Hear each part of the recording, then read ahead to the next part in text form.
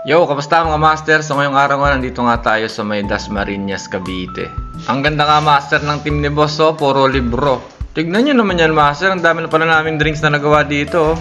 So pag pumunta ka nga dito master sa coffee shop nila, marami kang librong pwedeng mabasa. Ang pangalan nga master ng coffee shop nila boss ay Reader's Cafe.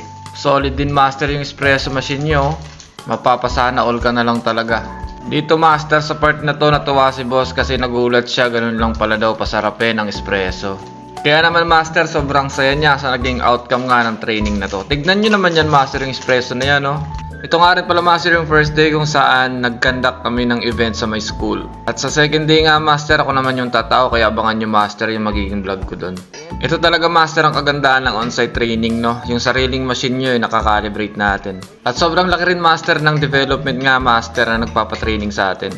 Kesa naman master panood-nood ka lang ng YouTube dyan master, magpa-on-site training ka. Madami naman dyan master, kaya master search nyo lang yung malapit dyan sa lugar nyo. Bilang isang barista master, kailangan muna talaga master masarap yung espresso natin or yung base natin master sa paggawa natin ng iba't ibang klase ng mga coffee drinks. At pag natutunan mo master ang calibration at ang espresso kung paano lumasa master, lahat ng mga drinks na gagawin mo, sasabay na yan. You know, may pa B60 pa nga. Kaya naman master, maraming salamat, Aisha!